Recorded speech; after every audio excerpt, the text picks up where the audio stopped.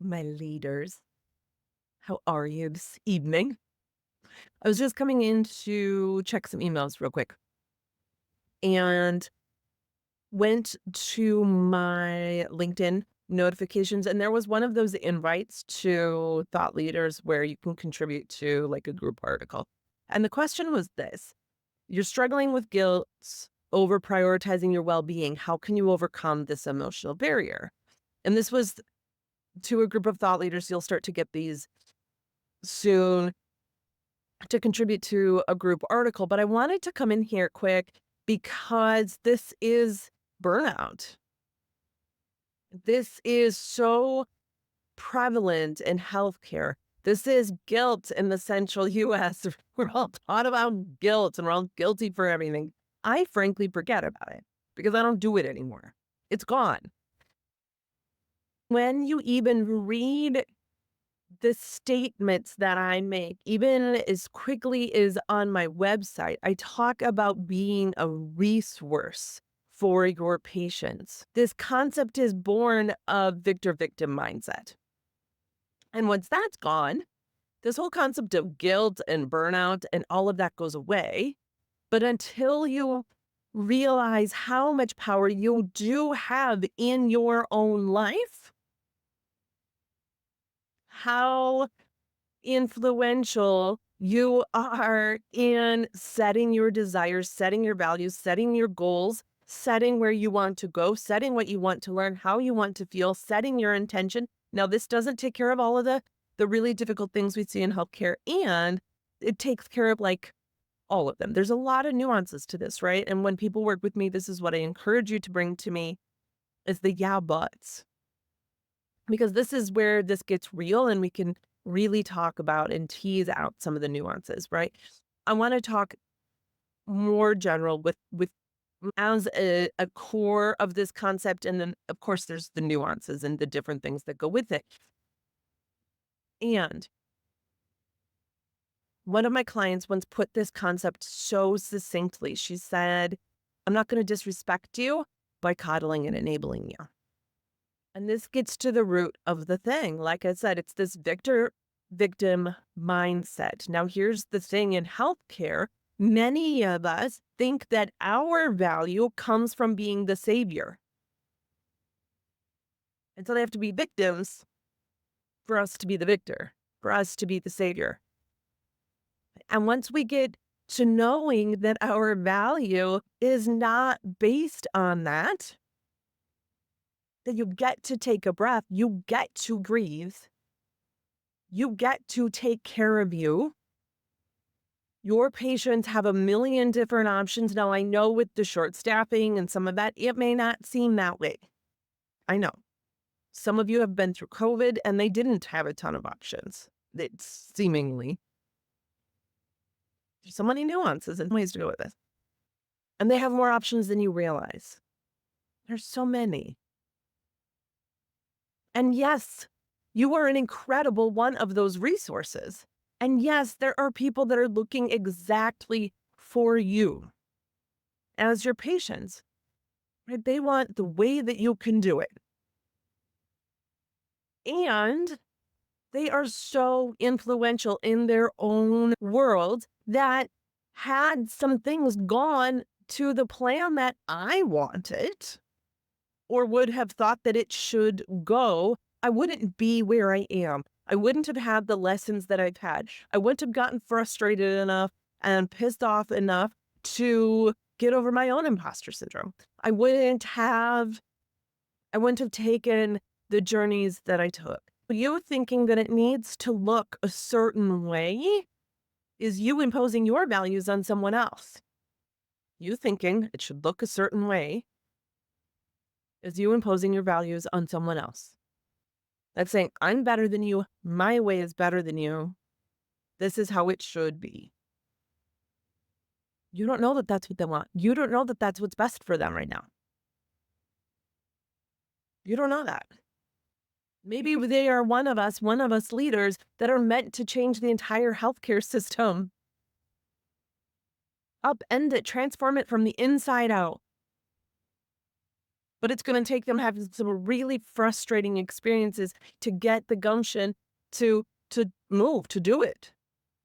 There's so much with this, and you are a resource on their journey. You are an incredible one, and they are empowered human beings that are living their journey, whatever that is to look like for them. You do not need to be their savior. Now, you get to be a lot of times, and that's really fun. But you have value outside of that. You're incredible. Whether or not you stop to take that bath. Here's the thing. People talk about, oh, self-care, you got to do that.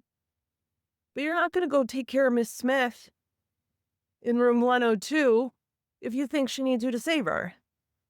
But once you realize that you can be a resource on her health journey where she is right now, and or maybe you not being there is exactly what she needs for her journey, where she's at, what she's got going on right now. Once you start to get this concept, taking care of you gets to be a non-negotiable. It's this whole flowing from an open cup thing, you see? I can give all day long up to this boundary. I can give and give and give and show up and be incredible and be incredible and be incredible up to this boundary. But I know the second I step over that, I burn out. Now, I'm going to still show up and I'm going to do my best, but it's not going to be great. And we don't want our teams doing that. We don't want our staff doing that. We want our providers doing that. So A, stop glorifying it. B, realize you don't need to be a victor to be loved. They are not a victim. There's nuances with that. There's a lot of triggers with that. Come to me with those. Yes, my programs are triggering. It's on purpose. If you want to be coddled, enabled, I love you. I am not the place for y'all.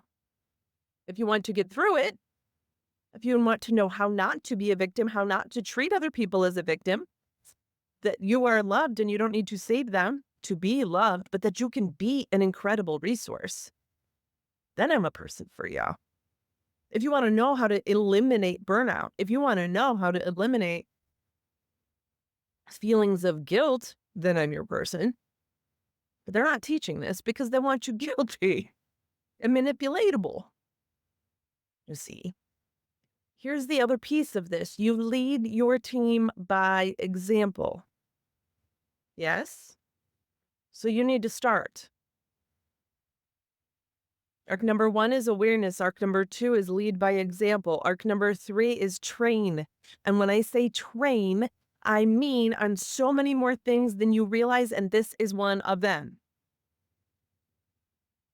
Yes, you're going to train the technical skills, and yes, you're going to train on how your flow and your process goes. And yes, you're going to train on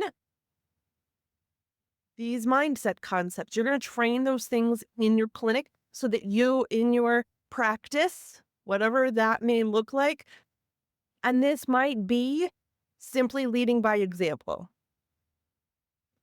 empowering others to do the same, and then encouraging it, and then redirecting when it's necessary to redirect. That is light leadership.